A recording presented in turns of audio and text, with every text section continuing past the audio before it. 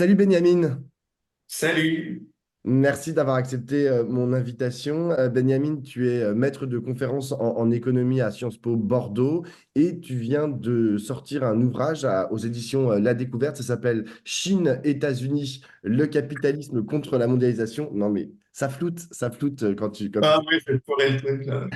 Et tu reviens en fait dans dans ce livre, en fait, tu essayes de montrer comment la Chine aujourd'hui est en train de contester l'hégémonie américaine sur la mondialisation, la façon dont les États-Unis en fait ont construit la mondialisation autour de leur puissance et comment la Chine aujourd'hui est en train de vouloir rentrer dans ce jeu. Et quand je dis vouloir rentrer, elle y a déjà mis un bon pied et elle est déjà en train de fortement se confronter aux États-Unis.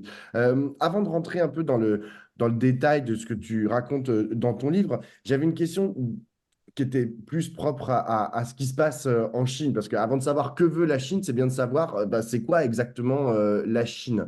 Euh, Aujourd'hui, on dit souvent que le consensus social en Chine, il est obtenu au prix d'une croissance très forte, c'est-à-dire que, en gros, les Chinois et les Chinoises acceptent ce que propose l'État chinois, le Parti communiste chinois, parce qu'il y a une forte croissance et donc que les générations enfin, année après année, en gros, ils gagnent en pouvoir d'achat, en machin, en confort, etc. Le seul problème, c'est que cette croissance est en train de se stabiliser, on va dire, entre guillemets. Et la question, c'est bah, du coup, qu'est-ce qui reste en fait à l'État chinois pour conserver, enfin, pour s'assurer d'un consensus social et qu'il n'y ait pas une révolution, en gros. La stabilité politique interne de la Chine est effectivement une question cruciale parce qu'elle nous amène en réalité directement vers les questions internationales. Alors, ce qu'on dit souvent sur la Chine, par exemple, c'est que elle a réussi des exploits effectivement assez extraordinaires en termes de diminution de la pauvreté. Sauf qu'en réalité, l'indicateur, qui en l'occurrence est l'indicateur de la Banque mondiale, l'indicateur retenu, n'est pas le plus pertinent. En réalité, quand on regarde dans quelle mesure les Chinois arrivent à arrivent à satisfaire leurs besoins essentiels, ce qu'on constate, c'est qu'avec la transformation capitaliste de la Chine à partir des années 80, le taux de pauvreté a dans un premier temps extrêmement fortement augmenté et c'est seulement au fur et à mesure effectivement, année après année, la Chine obtient des taux de croissance très élevés, que cette explosion de la pauvreté à nouveau diminue. Donc, en quelque sorte, après 30 ans de libéralisation, la Chine a seulement réparé les dégâts sociaux et économiques qu'elle a d'abord créés en libéralisant. Donc, ça dit déjà une chose très importante sur la population chinoise, c'est que de fait, le consensus social, la stabilité politique du pays est relativement fragile, tient beaucoup aussi à une répression très très importante et on a ce paradoxe où en réalité la Chine, effectivement, a une croissance importante, mais elle ne bénéficie pas à la population. On a une augmentation des inégalités tout à fait phénoménale. Les Chinois ont donc des capacités de consommation qui sont en quelque sorte plafonnées et pour en quelque sorte faire la croissance malgré le plafonnement des capacités de consommation de la population, eh bien la Chine doit se tourner vers les marchés extérieurs. Elle est contrainte d'exporter, elle exporte des marchandises, elle exporte des capitaux, et c'est un des éléments qui est source de crispation aujourd'hui à l'échelle mondiale. Quand on écoute les discours de Xi Jinping, moi j'entends, enfin plutôt je les lis, hein, traduits bien évidemment, mais j'entends deux choses qui, à mon avis, aussi peuvent participer de ce qui fait aujourd'hui la cohésion de la Chine. J'entends une espèce de marxisme un peu dégénéré, matiné d'anticorruption, et quelque chose qui est important, parce qu'en plus dans ton livre, tu dis qu'il faut vraiment faire fonctionner les réflexions économiques et les réflexions politiques dans le même temps, dans un même mouvement, les rassembler dans une même pensée. Donc, il y a aussi cette chose qui est très importante, c'est quand même l'idéologie égalitariste. Ça revient très souvent dans son discours. Et je me suis dit, est-ce que c'est pas aussi ça qui tient les Chinois ensemble, c'est-à-dire bah, tous qui sont imprégnés de cette idéologie égalitariste qui est portée par le Parti communiste chinois depuis maintenant des dizaines d'années. Alors, je ne sais pas exactement ce que pense chaque Chinois, chaque Chinoise. Ce que j'observe à partir des données macroéconomiques, c'est que de fait, la Chine n'est pas un pays où l'égalité règne. Au contraire, même depuis les réformes de libéralisation, depuis que le capitalisme a été introduit en Chine dans les années 80, les inégalités explosent. Et donc, partant de là, il me semble qu'il y a effectivement un décalage assez important entre une sorte d'idéologie d'égalité peut-être promue les jours fériés et le 1er mai, et puis la réalité de la population chinoise. Donc, il y a un décalage assez important. Et j'irai même plus loin. Quand on regarde les discours des présidents chinois, en réalité, ça fait plus de 20 ans ils disent, non, mais là, notre économie, elle est déséquilibrée, les gens ne peuvent pas consommer, donc il faut qu'on augmente un peu le pouvoir d'achat. Plus de 20 ans qu'ils le disent. Et bon, en réalité, les données montrent que l'économie est toujours très, très déséquilibrée. Donc voilà, c'est à nouveau ce plafonnement des capacités de consommation. Donc, de fait, il y a de l'égalité dans le discours, mais ce n'est pas du tout la réalité vécue par la population. Au contraire, la Chine essaye en quelque sorte, de résorber ces déséquilibres internes en inondant les marchés étrangers. Et je précise à ce stade qu'à nouveau, eh bien, la Chine est très fortement orientée vers les exportations, mais ce n'est pas une nouveauté. Depuis quelques semaines, on parle beaucoup des surcapacités chinoises, alors qu'en réalité, ces surcapacités, elles sont là déjà depuis plus de 20 ans. Et c'est assez étonnant que aujourd'hui, nos dirigeants européens, nord-américains insistent sur ces surcapacités et le changement qui a eu lieu entre aujourd'hui et il y a 20 ans, c'est qu'il y a 20 ans, la Chine exportait des biens à faible valeur ajoutée, alors qu'aujourd'hui, elle exporte des marchandises très sophistiquées en forte valeur ajoutée qui sont directement une menace concurrentielle pour les grandes sociétés multinationales, qu'elles soient européennes ou américaines. Donc, on a un peu l'impression que tant que les Chinois produisaient de la faible valeur ajoutée, la mondialisation allait bien aux dirigeants chez nous. Mais maintenant, qu'en quelque sorte, la Chine s'est approprié les outils de la mondialisation et dépasse technologiquement les Occidentaux, ben, tout d'un coup, l'appréciation de la mondialisation, elle est plus aussi positive chez nous.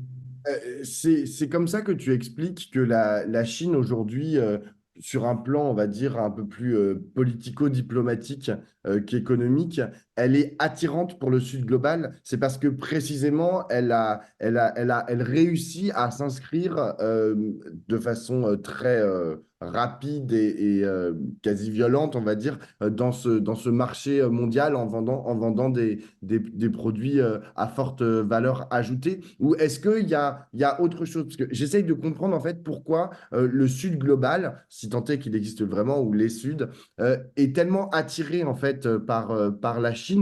Pas uniquement d'un point de vue économique. Je sais que dans l'interview sur France Culture, tu disais bah, les États-Unis et l'Occident, en gros, ils vendent des concepts, enfin, ils offrent des concepts, le concept de liberté, etc. Et la Chine, ils offrent un aéroport, ce qui est quand même un peu plus tangible, en fait, comme façon d'agir. Est-ce que c'est vraiment que ça qui attire les pays des Suds? Que de notre point de vue, il peut sembler étonnant que la Chine euh, gagne en popularité dans le reste du monde, donc notamment dans la périphérie du capitalisme mondial. Et pour comprendre ça, effectivement, il faut regarder ce que fait la Chine concrètement et ce que font aussi les Européens et les États-Unis. Et une des choses qui est importante, c'est que quand les États-Unis ont impulsé la construction de la mondialisation, eh bien, une étape centrale, c'était ce qu'on appelle la stratégie du choc, le consensus de Washington, c'est-à-dire que dans les années 80-90, il y avait des crises d'endettement dans de nombreux pays du Sud qui ont été résolues à travers des mesures d'austérité imposées par les institutions de Washington, c'est-à-dire le FMI, la Banque mondiale et le ministère des Finances américain. Et une des conséquences de cette austérité imposée dans les pays du Sud, c'est évidemment que ces pays n'avaient plus les moyens pour faire des investissements, pour construire et maintenir des infrastructures. Donc, les infrastructures des pays périphériques sont dans un état lamentable. Et quelques années plus tard, la Chine arrive, depuis une quinzaine d'années, euh, et dit, bah, nous, on voudrait vous financer la construction de barrages, de routes, de ports. Évidemment, ce n'est pas désintéressé de la part de la Chine. Pour la Chine, c'est une manière d'alléger la suraccumulation après la crise de 2008. Donc, la Chine n'est pas désintéressée. Néanmoins, elle répond à un besoin réel. Il y a un manque d'infrastructures dans les pays sous-développés. La Chine propose de financer ces infrastructures-là. Donc ça, c'est l'une des raisons de la popularité de la Chine, mais il y en a d'autres.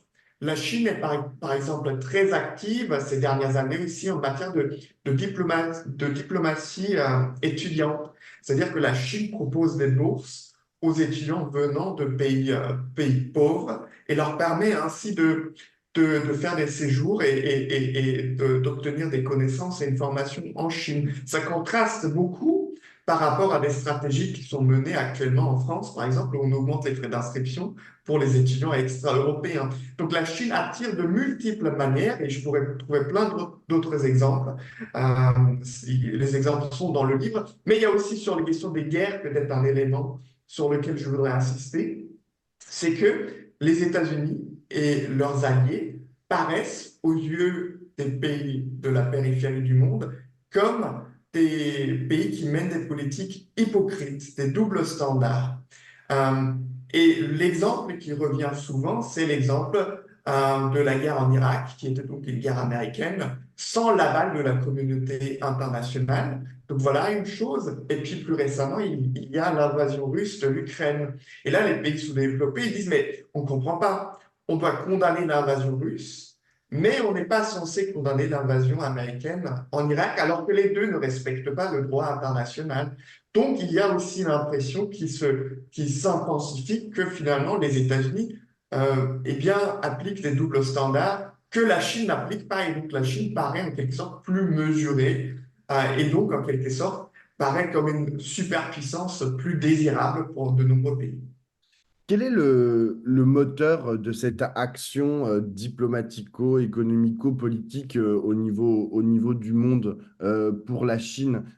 Pourquoi est-ce que, en gros, ils font tout, enfin, le Parti communiste chinois, l'État chinois mène toutes les politiques dont tu parles? Est-ce que c'est parce que la Chine a été la plus grande puissance mondiale il y a maintenant quelques millénaires, quelques centaines d'années? Et donc, ils essayent de revenir, et c'est un espèce de retour à ce qu'a été la puissance chinoise. Est-ce que c'est parce que c'est des nationalistes à tout crin et que qui dit nationaliste dit aussi concurrence et donc ils veulent être les maîtres du monde? Enfin, qu'est-ce qui les meut en fait? C'est vrai qu'aujourd'hui, on entend souvent que l'intensification des tensions à l'échelle mondiale, qu'on observe maintenant depuis quelques années, eh bien, ce serait par exemple parce que Xi Jinping arrive au pouvoir et puis il est plus agressif, il est plus nationaliste. Et donc, ce serait en quelque sorte à cause de lui que la mondialisation, qui jusqu'à présent fonctionnait merveilleusement bien, eh bien, ne marche plus.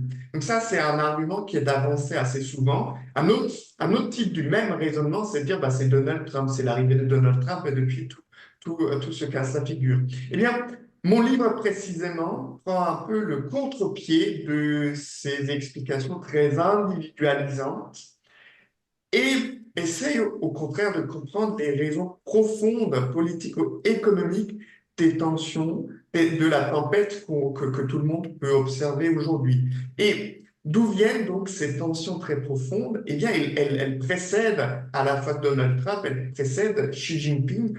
En réalité, ce qu'on observe, c'est que le paradoxe de la montée en puissance de la Chine, c'est qu'en devenant capitaliste, elle s'est retrouvée contrainte de saper le processus même qui a permis sa montée en puissance, à savoir la mondialisation. Et quand je dis mondialisation, il faut bien garder à l'esprit qu'il s'agit de la mondialisation réellement existante, c'est-à-dire un processus sous supervision américaine. Donc le paradoxe de la Chine, c'est qu'elle s'inscrit d'abord dans la mondialisation, elle fait une transformation capitaliste, elle applique donc les règles capitalistes dans son économie, elle joue dans un premier temps effectivement le fournisseur de biens de consommation à pas cher, sauf qu'en devenant capitaliste, elle-même est confrontée aux mêmes crises que les autres pays capitalistes.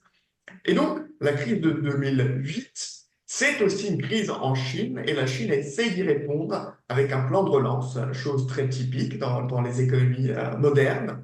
Donc, le problème, c'est que en faisant un plan de relance, la Chine agrandit ses capacités de production et comme je le disais tout à l'heure, eh bien, les Chinois ne peuvent consommer cette fabrication-là. Donc, la Chine est contrainte de verser ses marchandises sur les marchés étrangers, tout comme elle exporte des capitaux.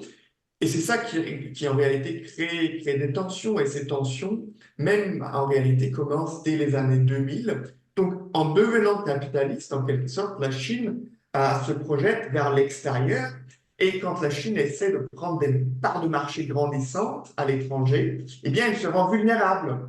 Elle se rend vulnérable puisque ben, précisément, jusqu'à aujourd'hui, la mondialisation est assez largement sous supervision américaine. Donc, typiquement, si la Chine veut exporter des marchandises, ben, il ne faut pas trop qu'il y ait de désaccord avec la marine américaine qui patrouille dans les mers autour de la Chine. Parce que si la marine américaine ferme le détroit de Malacca, eh bien, la Chine ne peut plus exporter, tout comme elle ne peut plus importer de l'énergie.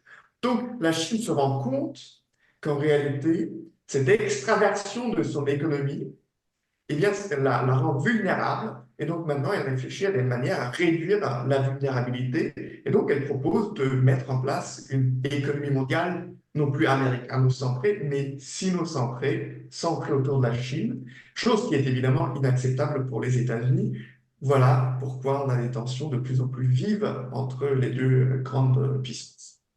Si je prends l'exemple des États-Unis et de l'histoire plus ou moins récente de ce pays, eux, ils avaient une façon de résoudre les conflits, justement, lorsqu'ils pouvaient en avoir avec des pays qu'ils considéraient plus ou moins dans leur idéologie impérialiste comme des vassaux. S'il y avait un problème, bon, bah, au bout d'un moment, ils envoyaient l'armée, c'est-à-dire qu'il y avait une confrontation militaire qui était lancée.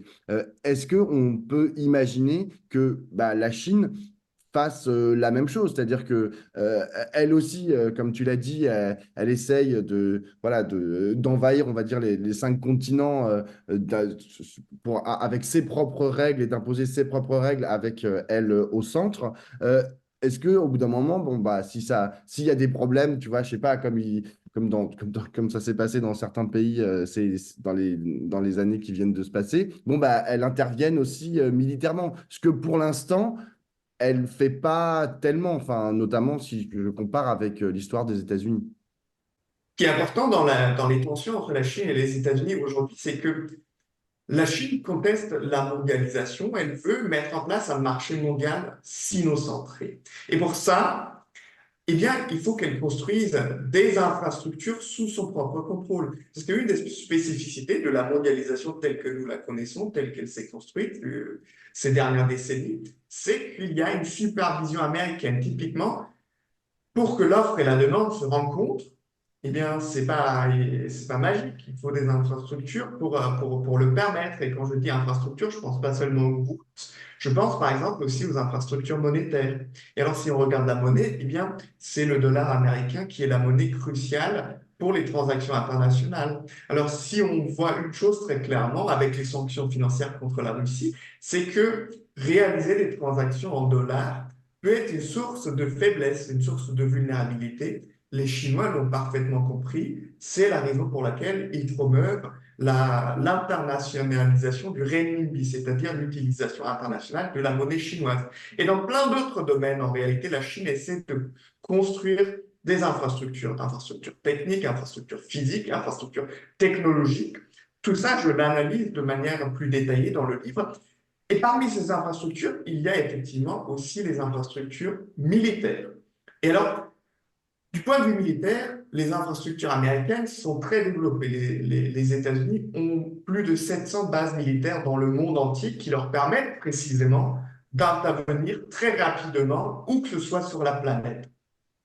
La Chine essaye de développer quelque chose de similaire depuis une petite dizaine d'années. Donc, elle a maintenant une base militaire à Djibouti. Elle militarise quelques îles en mer de Chine du Sud. Donc, on voit que la Chine essaye aussi de renforcer ses capacités d'intervention extérieure.